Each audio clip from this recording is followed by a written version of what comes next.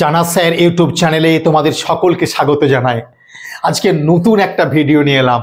একদিন হঠাৎ করে এক ছাত্রের বাবা আমাকে বলল, স্যার আমরা ছোটবেলা থেকে শিশুদের পড়াই, ছোট ছোট সন্তানদের পড়াই, আমরা রাস্তাঘাটে শুনি চিকড়ি মিকড়ি চাম চিকড়ি। এটা আসলে কি? কবিতার লাইনটা কি এর মধ্যে রয়েছে স্যার একটু যদি বলেন, এর আক্ষরিক অর্থটা কি? কিছুই তো বুঝতে পারছি না আমরা। তো শুরু করলাম, সেটার জন্যই আজ সেই উত্তর। তো আমরা অনেকেই ছোটবেলায় কবিতা বলতে শিখি, বলাতে শিখি, আমরাও পড়েছি, আমাদেরকে অনেক শিখিয়েছে। এটা আসলে কি?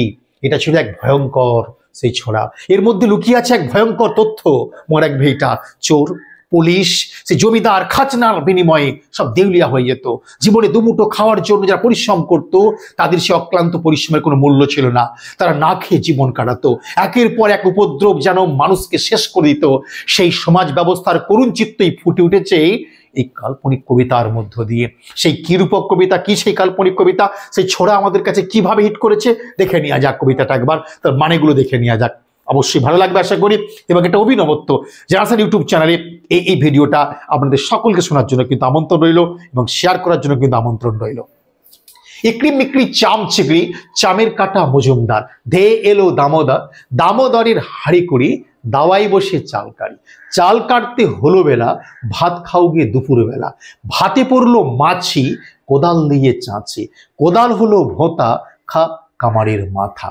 এই যে আমরা প্রায় বলি, এই ছড়াটা আমরা প্রায় শুনেছি এবং চর্চা করি, এর মধ্যে কি লুকিয়ে আছে একটু দেখে নেওয়া যাক। এবারে মনে রাখবে, এই নান্দনিক ছন্দের ছড়াটির আক্ষরিক অর্থ ভীষণ গভীর। আমাদের অনেক ইতিহাসের স্মৃতি কুঁচকে দেয় এই ছড়াটি, এবং সমাজের বিভিন্ন ধরনের বাস্তবিক চিত্র ফুটে উঠেছে এই ছড়ার মধ্য দিয়ে। এই শিশুদের নির্ভেজাল আনন্দের জন্য রচিত হয়নি এই ছড়াটির প্রতিটি শব্দ লাইন যদি বিশ্লেষণ করি, তাহলে আশা করি যাদের জানা আছে খুবই ভালো, যাদের জানা নাই আশা করি অনেকটাই ক্লিয়ার হয়ে যাবে। ইকড়ি মানে হচ্ছে সংসারকে এগিয়ে নিয়ে যাওয়ার জন্য, সংসারকে প্রতিপালনের জন্য সারাদিন খেটে খুঁটে কঠোর পরিশ্রম করাকে বোঝানো হয়েছে। তাতেও যখন সংসার চলে না, দিনান্তে পান্তা পোড়ায়, টানটুনের মধ্য দিয়ে সংসার চলে, তখন আমরা মিকড়ি অর্থাৎ আরো কিছু অতিরিক্ত উপার্জনের চেষ্টা করি। মনে রাখবে এটা, দ্যাট ইজ দ্য ইকড়ি মিকড়ি, চেষ্টা করবে। এবার কি আছে? চাম, চাম কথাটির অর্থ হলো রুটি রোজগারের এলাকা, অঞ্চলকে বোঝানো হয়। আর চিকড়ি কথাটির অর্থ হলো সেই রোজগারের এলাকায় ঘুরে ঘুরে কিছু অর্থ বা ফসল উপার্জন করে তা ঘরে নিয়ে আসা। মনে রাখবে এই ভাই, চাম এবং চিকড়ি মনে রাখবে এটা। তাতেও সমস্যা যদি সমাধান না হয়, তখন চামের কাটা মজুমদার। এই মজুমদার মূলত কারা? এক প্রকার রাজ কর্মচারীর পদবী, যারা কাজ কি করতো? খাজনা আদায় করতো, রাজস্ব আদায় করতো, হিসাব রাখতো। এরাই ছিল ওই মজুমদার। মনে রাখবে, তাই অনেক সময় খাজনা আদায়ের নামে দরিদ্র খেটে খাওয়া মানুষগুলোর সর্বস্ব কেড়ে নিয়ে চলে যেত এই মজুমদাররা। পথের কাঁটা হয়েছে অনেক সময় মজুমদাররা, মনে রাখবে। আর অতঃপর ধে এলো দামোদর। এই দামোদর একটা নদীর নাম নয়, এই দামোদর হচ্ছে ফোরে পাইকেরের দল। ফোরে আজকে সমাজ ব্যবস্থায় যে ফোরে বা পাইকের, তারাই হলো দামোদর, যারা সাধারণত কৃষকের উৎপাদিত ফসলগুলোকে অথবা কুমারের বানানো তৈজসপত্রগুলোকে স্বল্প দামে কিনে নিয়ে কি করতো? বাজারে উচ্চ দরে বিয়ে করে দিত, দেউলিয়া করে দিত। মনে রাখবে এটা, চোরা দেয় বিয়ে করে দিত এরা। কিন্তু মনে রাখবে, এই দামোদর শুধু এসেই ক্ষান্ত হয় না, এখানে বলা হয়েছে দামোদরের হাড়ি কুড়ি, অর্থাৎ তারা যখন আসে তখন সাথে করে হাড়ি কুড়ি নিয়ে আসে। অর্থাৎ খেটে খাওয়া মানুষের উৎপাদিত সব দ্রব্য সাথে করে নিয়ে চলে যায় ওই হাড়ি কুড়িয়ে করে, একবারে দেউলিয়া হয়ে যায়, নিঃস্ব হয়ে যায়। এরপরে বলা হলো কি? দাওয়াই বসে চাল কাড়ি। মজুমদার আর ফোরে পাইকার থেকে লুকিয়ে যেটুকু রাখতো বেঁচে থাকার জন্য, সেই চাল বাঁচানো হতো যেগুলো, সেগুলো দিয়েও কি হলো? ঘরের দরজায় এসে বসে থাকতো ভাদারা প্রস্তুতি করার জন্য। কি করা হলো? সে চাল কাটতে হলো বেলা। এইসব ঝামেলা ঝুঁকি কাটাতে কাটাতে দিন চলে যায়, তাই সামলাতে ভাত রাধা দেরি হয়ে যায়। তাই ভাত খাও গিয়ে দুপুর বেলা, অর্থাৎ প্রথম প্রহরে বা সকালের দিকে, আর্লির দিকে আর ভাত খাওয়া সম্ভব হতো না। ভাত খেতে কি হতো? দেরি হয়ে যেত, লেট হয়ে যেত।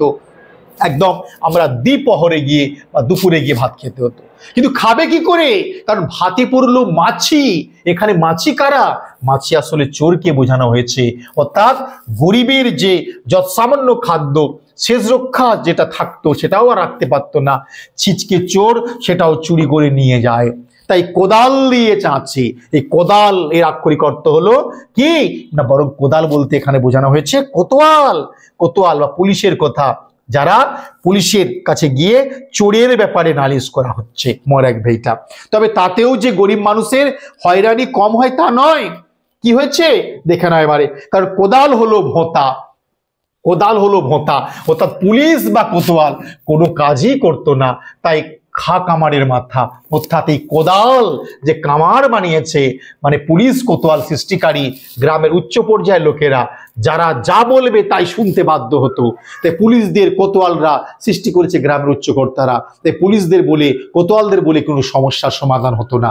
আজও দেখি আমরা সমাজের উচ্চ পর্যায়ের কাছে কিন্তু নিম্নবর্ণের মানুষেরা, পিছিয়ে পড়া মানুষরা কিন্তু আজও অনেক সময় হ্যারাসমেন্ট হয়, মনে রাখবে এটা।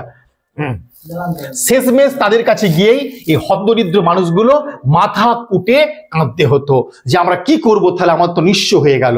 অর্থাৎ এই যে আক্ষরিক একটা ছড়া, এক কথায় কি বললাম, এই ছড়ায় কি পেয়েছি, গ্রাম বাংলায় সে খেটে খাওয়া মানুষের জীবন বৃত্তান্ত তুলে ধরা হয়েছে।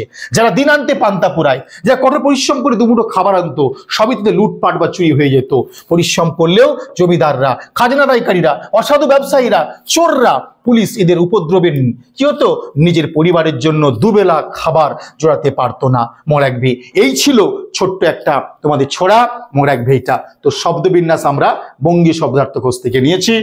ছড়াটা কেমন লাগলো, তার অর্থটা আসলে কি একটু জানার চেষ্টা করবে সকলে, প্রত্যেকে শেয়ার করবে। বাই।